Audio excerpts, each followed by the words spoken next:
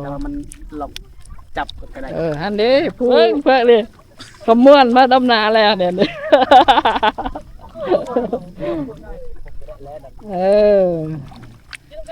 แล้วเด้อบ่แล้วไว้เมื่อเลย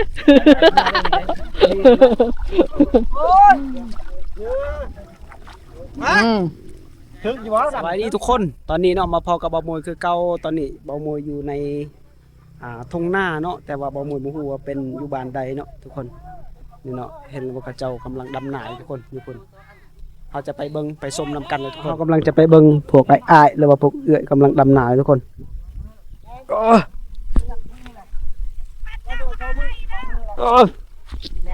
อาจจะยากหน่อยหนึ่งเนาะพาราดในล่มแล้วนี่เนาะจบ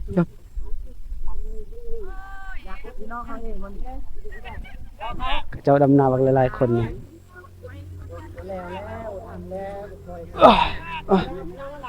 เอาจะไปทุกคนนี่เนาะเขาเจ้ากำลังดำนาบางหลายๆคนทุกคน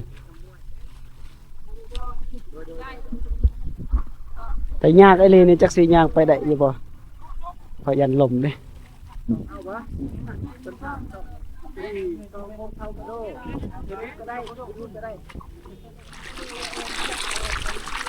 ปัดรถก็เกิดอีกอ๋อ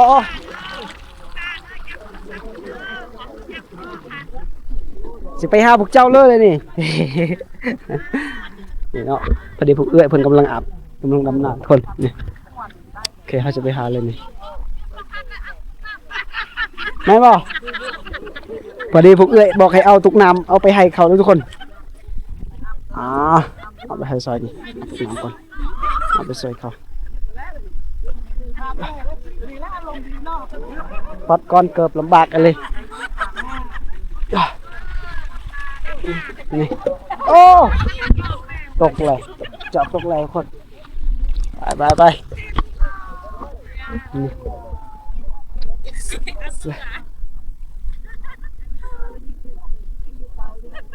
โอ้หนางามไอ้ลีเลย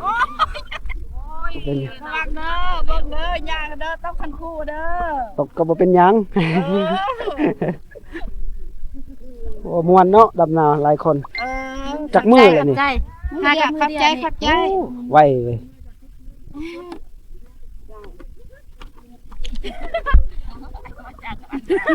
นาพวกเจ้าเองแล้วว่านาคนอื่นนาพุ่นโอ้เขาคอก วางเติบเนาะปานอกเอ้ยอยู่นี่เขาเอิ้นบ้านหยังอยู่นี่บ้านตัวใดบ้านปงบ้านปงเขาเจ้าจ้างเนาะนี่เนาะบ่ได้จ้างขอแห้งขอแห้งซื่อโอ้มวนทุกคนพอดีเบามวยกำลังสิไปทาแตงเนาะแต่พอดีพ่อเขาเจ้าดำนาก็เลยลงไปถ่ายก่อนน้อยนึงเนาะอาจจะยาก4 โมงทุกคนตอนนี้นี่เขาเจ้าดำนามัวได้เลยทุกคนอย่าตกคันไทหน้าเด้อมันจักมือจึงแล้วนี่เอ้ยพอคันละคนนี่ก็ไปมือเดียวนี่มือเดียวแล้วเลยโอ้มือเฮือกับคันมันบ่แล้วกับเจ้าของมันเองไปดำมื้อนี้เจ้าของบ่ได้ไปบ่ไปหันเด้เจ้าของใส่เจ้าของผู้เสื้อดำนี่กับเจ้าของคุณมันอยู่เบื้องเทิงหันใส่ผู้สาวจับเป็ดโอ้จับเป็ดเลยวันนี้สิเบิ่งเบาคมดำหน้ากันทุกคน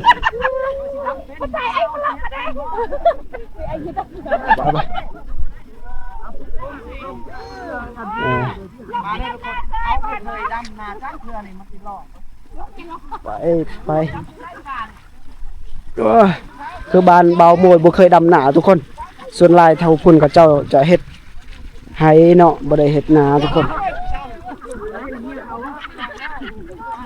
ดำได้งัวได้เลยทุกคน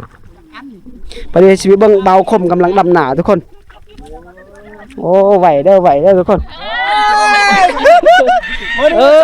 เชียงสาวทุกคนจุดค่ายนะบ่ยากนะ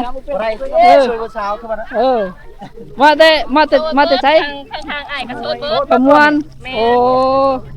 พี่น้องเฮาเองขมวนดำนาช่วยเจ้า เอาดำ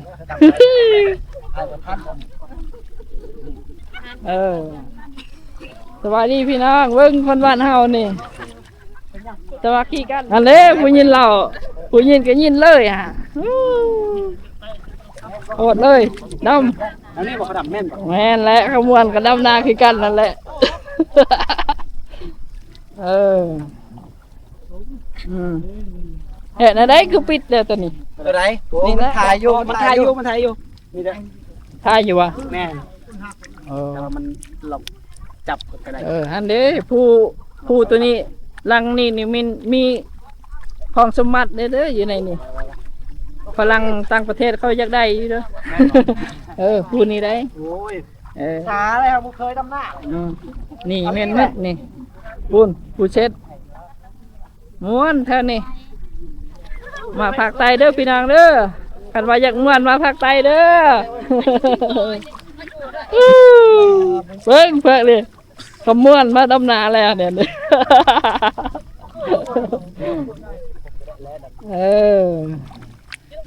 แล้วเด้อบ่แล้วไว้เมื่อเลย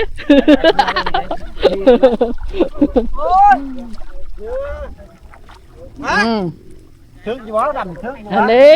ได้ก็สมีเนาะ กูยินเล่ายินมาเต้ลุงแหม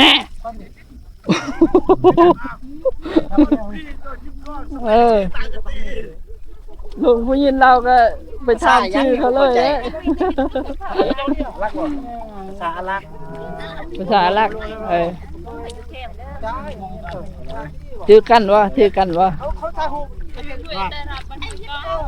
ไปจับมือกล้องเลยได้ที่ไหน อยู่ได้ไม่แห้ง แปลว่าลมดีมากเลยแล้วนี่ก็อยากซอยมืดเลยก่อยโอ้ยนั่นเฮ็ดได้บ่เนี่ยเฮ็ดอีก อันนี้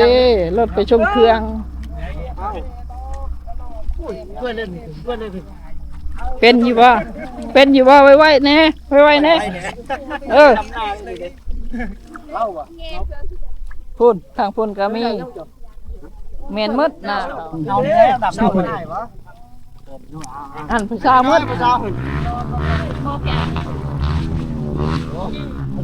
เป็นอยู่นะดำนาเนาะ เป็นอะไรแรก เอาน้ำลูกนะโอ้เกือบตกคันนี่ กินอยู่ว่ากินเขาผู้พี่ไอ้เอ้ย เดี๋ยวมากินเถอะกินแต่คนเป็นป่ะ ขอทันกิน น่า เ เดียวกินแต่คนหัวใจสิ สบายดีทุกคนเอาเด้อเจ้าเด้อนั่งเอาไปขอรักสด สบายดีอาหารมื้อเย็นเรา ครับ ไล่ป่ะ บ่ไร บ่ได้ปะ ในไรเกาะเมื่อกี้นี่ค่อยหักเจ้านี่เลยงอนไหนบ่ งอยไหมงอยไหมบ่ งอนไหมภาษาเวียดบ่แม่นบ่ เจ้าบ่สัมผัส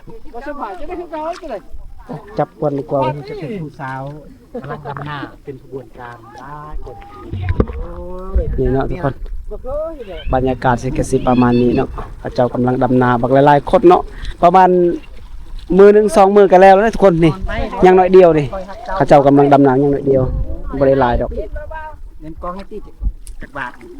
แม่นเป้ไม่ห่างถึงไอ้กองเลยเอาทุกคน สบายดีพี่กองนี่ สวัสดี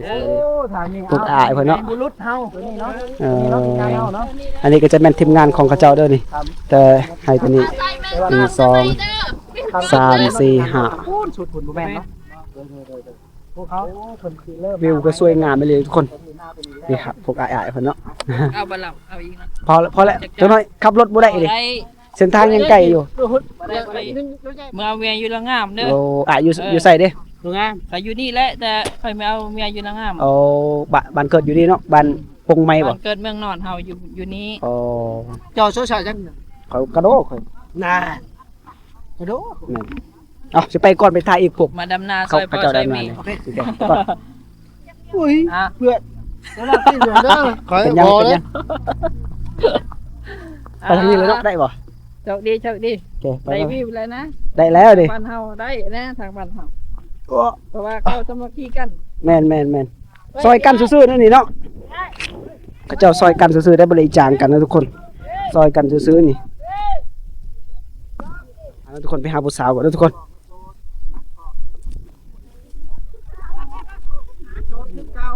พออายคือเก่าเนาะ จับผู้ชายบ่ได้จับผู้ชายเลยเห็นบ่ผู้ชายเลย โตแล้วมีลูกแล้วยังพันมากกลัวกันยังโมโหวะ นิสัย แม่น แม่นได้บ่โสดบ่จริง โสด โสด โสดอีหลีบ่ เอ้ยพบสาว อีหลีจักเปอร์เซ็นต์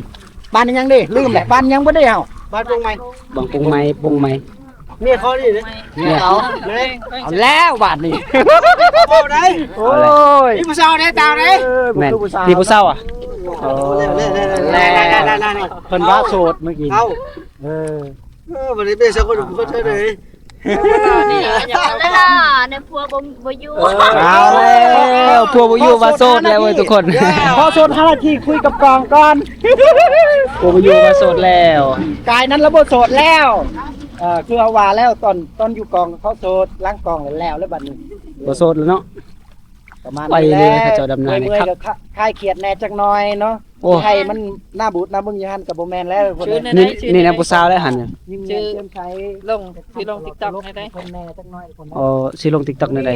เมื่อวานนี่บ่ สิลงว่าวิธียังบ่ฮู้เธอยังคิดก่อน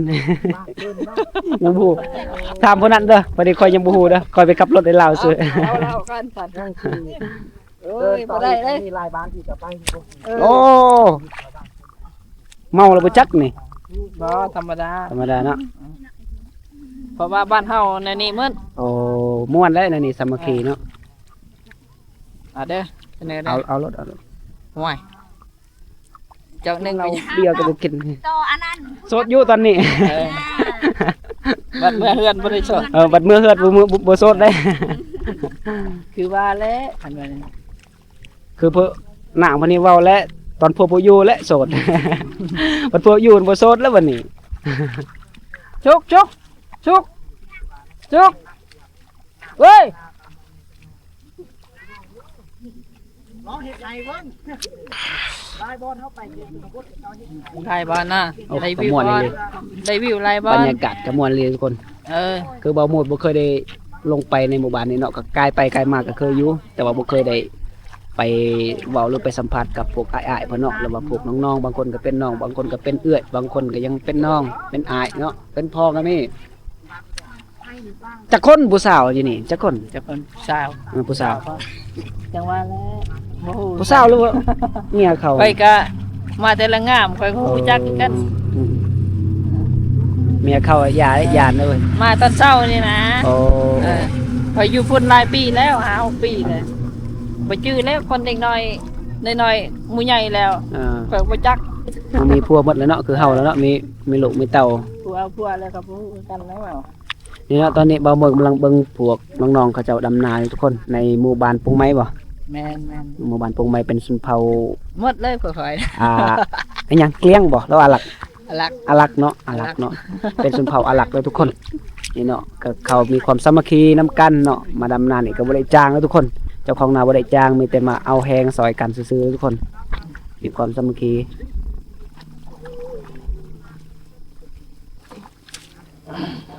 บรรยากาศก็ม่วนเลยทุกคนทงนา ขมวนน่ะ เขาอยู่สารวัตร อยู่แต่ละวัน สารวัตร ได้ว่าอยู่ขมวน บ่อายบ่ได้ยิน นั่นก็ผู้สาวอืมเผาตะเลียงบ่นี่ เขาอลัก อาลักเนาะอาลัก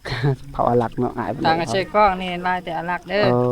ก็จะมี ไปดีเปิดเด้อพี่น้องเด้อ ได้ ทางเชยกล้องมีแต่ลายคนอลักเด้อ ได้อาลักแล้วก็มีกระตูแม่นบ่ กระตูแน่กระเลียงแน่ แม่นแหละกระเลียงกระตูกระเลียงนะทุกคนดำหน้านี่หากระดำมือเดียวบ่หรือว่า2มือเลยนี่ หากระซองมือ อ๋อหากระ2มือมื้ออื่นนี่แล้วมื้ออื่นนี่เนาะ แต่ฝุ่น เออ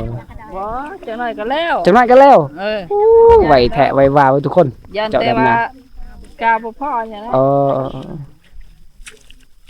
เบิ่งนี่อายนี่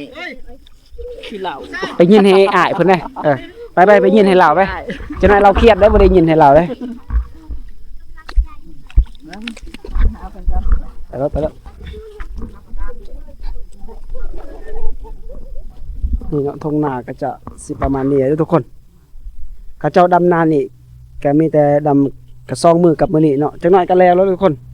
เขาเจ้าดำนาไว้เลยนี่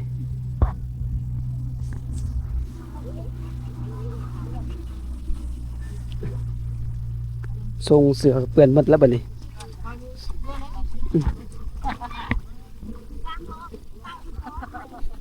นี่เนาะ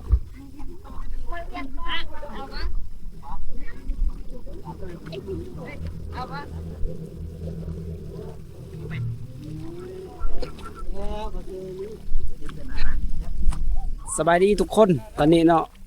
เบาโมยอยู่ในหมู่บ้านปงไม้เนาะเขาเจ้ากำลังดังนาเป็นชนเผ่าอารักษ์ทุกคน